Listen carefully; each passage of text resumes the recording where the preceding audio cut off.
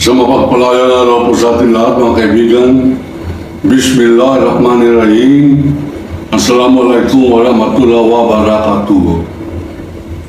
Isang pagpupugay po sa ating pong lahat ng mga Pilipinong tunay. Tayo po ay papatol ngayon sa isang artista na ang pangalan po ay Robin Padilla. Hindi ko po siya papatulan sapagkat siya ay kayang-kaya natin o kaya siya ay mababang pinag-aralan o mababang pagkatao. Hindi ko po minamaliit ang mga artista. Kaya lamang siya ay nahalal na senador. At bilang senador, ang kanya pong binibigkas ay may malaking kapantay. Una, paniniwala ng mga mamamayang Pilipino. Pangalawa, ano nagiging epekto nito sa ibang bansa? Ano po ang kanyang mga sinabi? Una, ang sabi niya, dapat huwag nating inaaway ang mga enchik, gunggong na senador. Yan pa lamang para mo na pinapatalo ang bansa. Hindi po natin inaaway. Tayo ang inaaway. Sa atin po sila nag-i-intrude, nag-i-imasok. Hindi po tayo nagpupunta sa Beijing para manira. Hindi po tayo nandoon para bombahin ang kanilang mga mangingisda. Tayo po ang inaapi. Bakit sinasabi nito si Gunggong na Robin Padilla, huwag daw natin awayin? Hindi po tayo nang-aaway ng mga enchik. Katunayan, ang bansa po natin, nasa pusali mga Pilipino, ang mga enchik ay nandyan sa mga gusali, nasa mga palasyo, naka-aeroplano, may mga bangko, nakatira sa mga hotel, mga kondominium na malalaki. Ang mga Pilipino is squatter. Ang mga Pilipino, walang lupa. Ang mga Pilipino, mga kaibigan, api. At kung meron po silang mga representante na pareho po ni Robin Padilla, lalo pong maapi yan. Kaya ko po pinapatulan ito pong si Robin Padilla. Hindi dahil sa kayang-kaya ko siya, kaibigan ko po yan. Pareho ko po yan na balik Islam. Bagamat ako po ay halal, siya po ay haram. Ika nga yung halal, yan po yung sumusunod sa Quran. Yung pong haram, yan ang gumagawa ng mga hindi mabuti.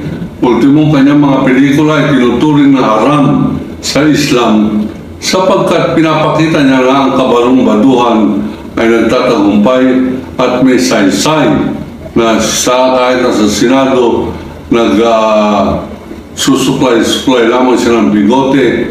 Ay bilang Muslim, yan po ang tawag po dyan ay haram. Lalo tigit nung siya po ay nagpanukala, unang panukalang batas niya ay gumagawa po siya, nag-aahin po siya ng panukalang batas na naglalayong pwede nang magpakasal ang lalaki sa lalaki. Sa Islam at kahit anong religion, bawal po yan. Sa Biblia o sa Quran o sa Talmud, yung Talmud, mga kaibigan, yan po ang banal na aklat ng mga Hudyo. Nandyan din po pare-pareho sila Moses, nandyan ang Genesis, nandyan po yung paano inumpisahan ng pong may kapal ang ating pong mundo at paano niya sinabing ang babae at lalaki, ang babae ay hinugot sa tadyang ng lalaki.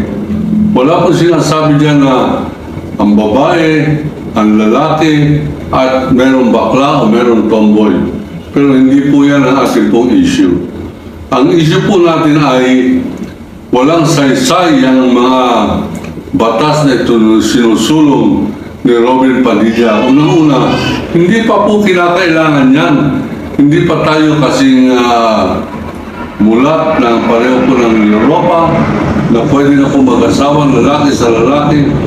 Tayo po ay hindi natin minamasama yung mga bakla. Katunayan, mga kaibigan, tayo po ay humahanga sa napakarami ng bakla na nagbigay po ng kanilang talento, lalo tigit sa mga pelikula. Nandiyan sila Lino Broca, Ben Cervantes, nandiyan din yung mga maaayong mga creator ng mga fashion design, Pitoy Moreno, malaki mga pangalan, mga kaibigan. At sila po ay naituturing ng iba na henyo. Hindi po tayo laban sa bakla. Ang atin po ay pinag-uusapan dito ay atin pong soberenya na binabastos ng isang bobo, gonggong, at hindi ko alam kung anong pinag-aralan ng pangalan ay Robin Padilla. Sayang sapagkat siya po ay hinalal ng maraming mga Pilipino. Sayang sapagkat tinuturing po siyang number 1 senator sa paramihan ng boto. Sayang sapagkat tinuturing ko rin siyang kaibigan, kapwa po kami balik Islam. Ang ibig po sabihin niyan, kapwa kami nangako na magpapailalim po kami sa gabay ng banal na Quran o yung pong pinaka-banal na aklat ng mga Muslim, Quran, mga kaibigan. Ngayon, bakit ko po pinapansin? Hindi ko pinapansin ang mga pananalita yung pong dineliver kahapon ni Robin Padilla na privilege speech na nilalayo niya ipagtanggol ang China at ipagtanggol si Duterte, mga kaibigan. Normally, hindi na po natin papansinin yan. Kapagkat pag binigyan mo ng pansin, para mong ika nga sa wikang English, you are dignifying trash. Ano po ibig sabihin yan? Para mong binibigyan ng saysay, dangal o halaga ang basura. Basura po yung pananalita na yan ni Robin Padilla sa Senado. Pero akin po lamang bibigyan niya ng komento, opinyon, sapagkat daan-libo ang nakita ko pong nakapanood po sa YouTube at marami pong nanood sa telebisyon. Baka pagka wala pong magpaliwanag tungkol po dyan, maniwala sila sa gunggong na senador na ito. Uli-uli mga kaibigan, hindi po natin masisisi kung bakit marami artista nais maging senador, sapagkat sa kanila hindi kailangan ng utak, hindi kailangan ng kaalaman gumawa ng batas. Ang pagiging senador o congressman, kailangan mo dyan ay marunong kang bumalangkas o gumawa, bumubog ng batas. At kaya mo ipagtanggol, kaya mo isulong. Dito po, nilulubog po ni Robin Padilla hindi lamang yung kanyang sarili, kundi sambayan ng Pilipino at ang bansang Pilipinas. Kaya po nais po natin awatin yan. Nais natin pakita na hindi po tama at hindi po makatarungan yung mga binigkas ni Robin Padilla. Diba, sabi niyang huwag natin inaaway ang China. Hindi po natin inaaway ang China. Ang Pilipino ang isa sa pinaka-magaang dugo na makipagkaibigan kahit kanino. At katunayan, dinakila pa yung mga inchik na yan dito po sa ating pong bansa.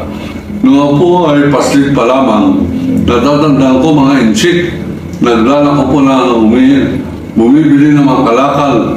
Botella, ibig po sabihin na bumibili siya ng mga gamit na bote at ito'y kanyang pinapasan-pasan. Nabalitaan ko na ang tao ito ay nagkaroon na ng magandang kapalaran sa Pilipinas at nagkaroon siya ng Mega World, yung napakalaki pong real estate development company sa buong bansa. Yung po nagbigay ng 30 million peso 3-bedroom condominium kay medalist Carlos Yulo na sinasaluduhan po natin, sapagkat talaga po namang napakahirap magkaroon ng medalyang ginto sa Olympics. At pag ikaw ay binigyan ng medalya, buong mundo nakikinig habang pinapatugtog ang iyong pambansang awit o national anthem o yung bayang hiniran. Lupang lupang hinirang. Dalawang beses pong na-play yan sa buong mundo sapagkat dalawang medalya sa isang torneo, sa isang Paris Olympics, nakadalawang gold medal tayo, nagkaroon ng bronze medal, nagkaroon po ng silver medal. Ganun po man, ang akin po lamang ibig sabihin dito ay balik po tayo sa mega world. Ang halimbawa ng pakikipagkaibigan ng Pilipino sa mga inchik, sukdulan ibigay niya ang kanyang sariling lupa sa lumang halaga sapagkat hindi sila talo. Kaya lang, talo ang Pilipino. At parang sinasabi ni Robin Padilla, wala tayong kakayanan lumaban. Ibig sabihin yan, tayo ay lampa, tayo ay bugok, tayo ay walang binatbat. Sabi sa English ay spineless. Walang buto sa likod, wala yung vertebra, mga kaibigan. Hindi po tayo papayag dyan. At ang sabi niya pa, lalo po pinababa ang Pilipino, kung kinakailangan magbutas dyan para maghanap ng langis, para ng malampaya, di magbutas lang sila at pagbutas din tayo, kaya mag-usap sa kanila, kausapin natin na magbutas na lang tayo pareho, magsosyo tayo sa iyong ang kikitain 60%, sa Pilipino 40%. Wala pong kaalam-alam sa batas to. Sa batas, pag foreigner ka, 40% ang pinakamataas na iyong makakamtan sa negosyo. 60% ng pagmamayari ng negosyo ay sa Pilipino. Nasa batas po yan. Sa talumpati ni Robin Padilla, babaguhin pa yung batas na yan na 100 taon na po yan na pinapairal. Ngayon, sa kanyang talumpati, babaguhin niya at ino-offer niya 60% na lang kami. 40% na lang, 60% ka. Sino ba nagbigay ng karapatan kay Robin Padilla, mga kaibigan, na magsalita ng ganito? Sino pumayag ba? Tinanong niya ba? Ikaw, Kawandi, payag ka ba? 40% tayo, 60% sa mga kaibigan natin, chick. Pag hindi medyo pinitik ko ang ilong nito, kaya binunutan ko ng bigote itong si Robin Padilla. Ngayon po, ano pong kalagayan natin? Tayo po ay sinasakop ng Communist China, ng Beijing. At tayo po ay punong-puno dyan po sa Senado, sa Kongreso, ng mga ebidensya ng mga inchik na ito ay nagdadala po ng salot dito po sa ating bansa. Nandyan sila Michael Yang, Alan Lim, Richard Lim, mga kaibigan. Tandaan po ninyo, hindi pa pumuputok ang pangalan yan. Yan po ay napakalakas sa judiciary. Hindi ko alam kung ano ang relasyon niya kay Secretary Boying Remulla. Pero meron po yan na biktima, itong si Richard Lim, na meron po akong personal na kaalaman sapagkat ang isa sa mga namagitan sa ransom ay akin pong kilala. Saka ko na po sasabihin ang kanyang pangalan. Pero kung kinakailangan akong patunayan po yan. Pero ang itinuturo po ng biktima na kanyang pinadalahan ng 200 milyong piso ay si Richard Lim. Dinimanda po yan si Richard Lim. Ngunit ang piskalya hindi po kinilala yung kidnapping charges, yung demanda, reklamo sa kidnapping sapagkat siya kinidnap. Hindi tinignan yung demanda na siya po'y tinorture sapagkat ginulpi-gulpi po siya pareho po ng kasama kanyang driver. Hindi sinabi diyan na siya ay pinagbantaan na papatayin at lahat po yan ay